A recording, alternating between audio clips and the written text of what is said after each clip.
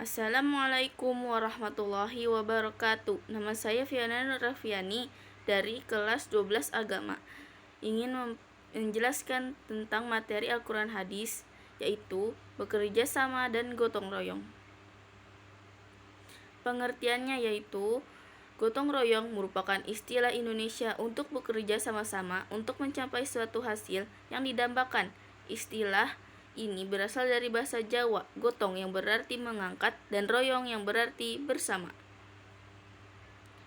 Berdasarkan ayat Al-Quran, yang pertama ada surat Al-Maidah ayat 2, yang artinya,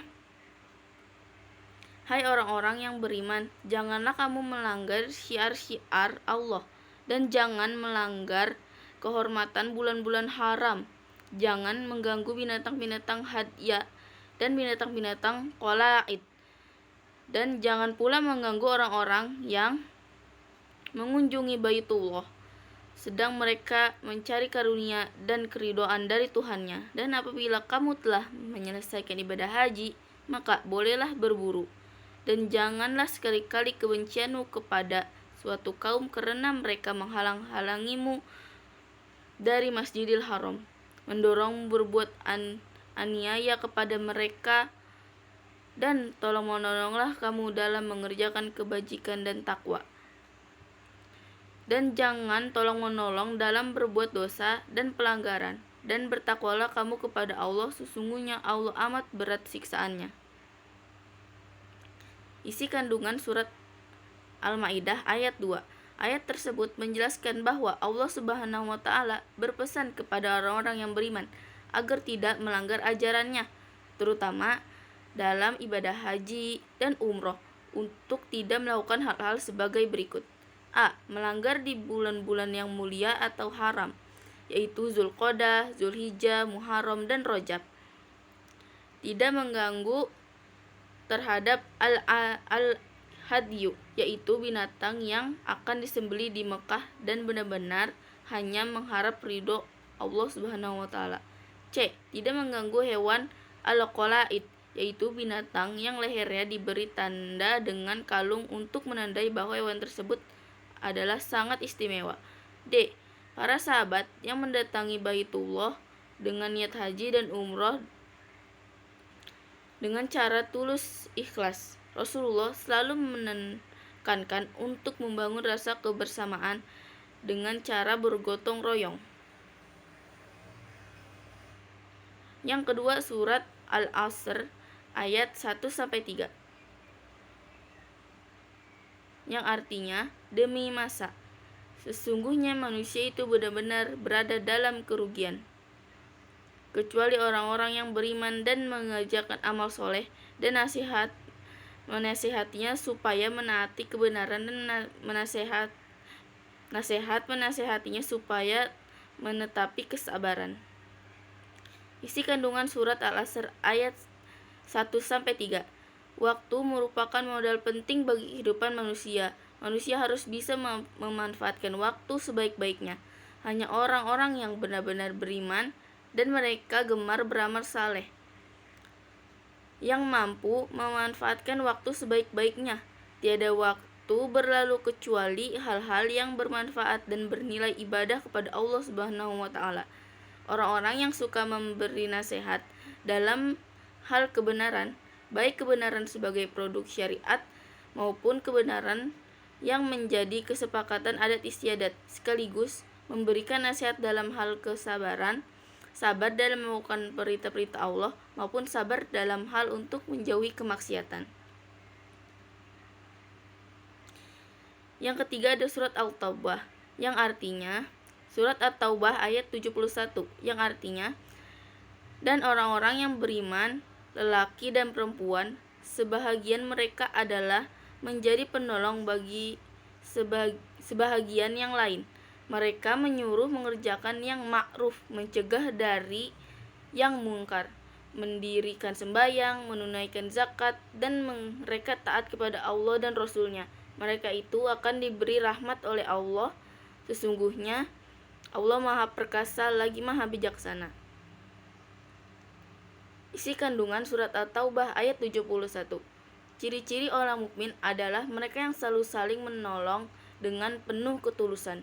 Potret kehidupan mukmin selalu dalam kebersamaan walaupun mereka memiliki sifat dan karakter yang berbeda. Mereka bukan individu yang sulit membangun kebaikan sebagaimana orang munafik. Orang-orang mukmin, baik laki-laki maupun perempuan, selalu menginisiasi untuk mewujudkan kebaikan dengan saling mengontrol satu sama lain. Bentuk kepedulian antar sesama dengan cara memberikan zakat kepada orang-orang yang berhak menerima hartanya. Menunaikan zakat itu dengan cara mendatangkan harta kepada orang yang berhak, bukan mustahiknya yang dihadirkan untuk mengambil. Jiwa tolong-menolong dan saling bergotong royong merupakan ciri mukmin sempurna, baik laki-laki maupun perempuan. Dua-duanya mendapatkan hak yang sama. Berdasarkan hadis Rasulullah. Yang pertama, ada hadis tentang persatuan orang-orang beriman, yang artinya telah menceritakan kepada kami Abu Nuaim, telah menceritakan kepada kami Zakaria dari Amir. Dia berkata, saya mendengar Al-Un'am bin Bashir berkata, Rasulullah Shallallahu Alaihi Wasallam bersabda, kamu akan melihat orang-orang yang beriman saling menyayangi, saling mencintai, saling mengasihaninya. Sebagai suatu badan, apabila suatu anggota sakit, maka turut sakit anggota badan yang lain ikut merasakan sakitnya pula. Hadis riwayat Bukhari. Penerapan kandungan hadis. Kerjasama dan gotong royong merupakan ciri khas bangsa Indonesia sejak berabad-abad lamanya. Karenanya, ketika Islam datang dengan ajaran ta'awun, saling tolong-menolong, takaful, saling menanggung, dan musada'ah, saling membantu, langsung dapat diterima dan diterapkan dalam kehidupan masyarakat Indonesia.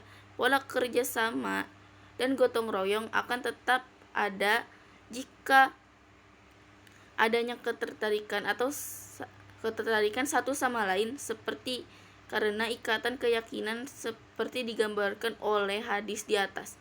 Ikatan kerukunan warga, ikatan kerukunan tempat asal, ikatan keturunan atau marga. Dari sekian banyak keterikatan, maka keterikatan. Hikmah persatuan umat Islam. Ada beberapa hikmah persatuan umat Islam, diantaranya A. Terwujudnya kekuatan umat Islam. B. Solidaritas yang kuat antara sesama umat muslim. C. Terciptanya persatuan dan kesatuan bangsa. D. Terciptanya kerukunan hidup antar sesama warga masyarakat. E. Terjalinnya kebersamaan dalam sebuah lingkungan. F. Memudahkan segala urusan dengan ringan sama dijinjing, berat sama dipikul. G. Menolak segala bentuk serangan dari pihak luar. H. Terwujudnya ketenangan hidup. I. Terciptanya perasaan aman. Memahami kandungan hadis persaudaraan muslim,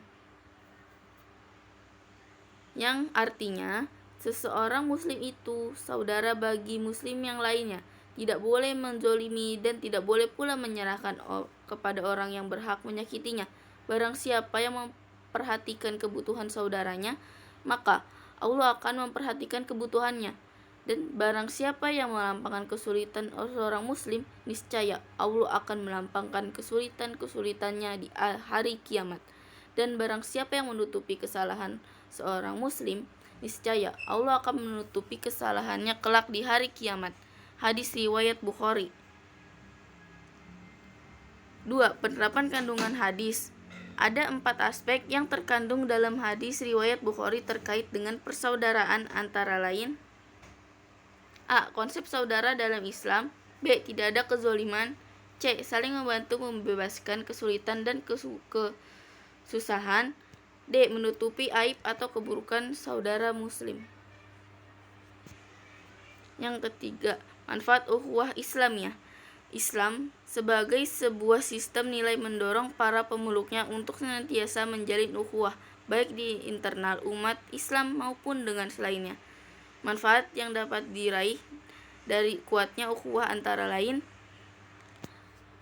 merasakan manisnya iman, B. berada dalam naungan cinta Allah, C. menjadi ahli surga, D. dekat dengan Allah, E. diampuni dosanya oleh Allah. Hadis yang ketiga itu tentang memelihara hubungan sesama muslim. Hadisnya yang artinya yaitu telah memberitahu kepada kami Ahmad bin Sulaiman Al-Ruhawiyu dan memberikan kepada kami Abdurrahman bin Muhammad bin Salam, keduanya berkata, telah menceritakan kepada kami Yazid bin Harun, dia berkata telah menceritakan kepada kami Hisham yaitu Hasan dari Muhammad bin Was'i dari Abu Soleh dari Abu Hurairah dari Nabi SAW, beliau bersabda, dan barang siapa yang menutupi aib seorang muslim sewaktu di dunia, maka Allah akan menutupi aibnya di dunia dan di akhirat. Hadis riwayat Al-Hakim.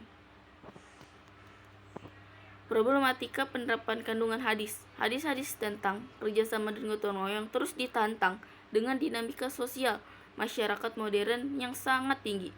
Dulu, ketika diumumkan dari pengeras suara masjid atau musola bahwa akan diadakan kerja bakti dan gotong royong membersihkan lingkungan, maka tidak butuh waktu berjam-jam menunggu. Masyarakat sudah berdatangan dan berkumpul di balai warga dengan membawa alat kebersihan masing-masing. Sekarang kondisi seperti itu sudah sulit ditemukan. Sekian dari saya. Wabillahi taufik wal hidayah. Wassalamualaikum warahmatullahi wabarakatuh. Mohon maaf jika ada kesalahan dan tutur kata. Terima kasih.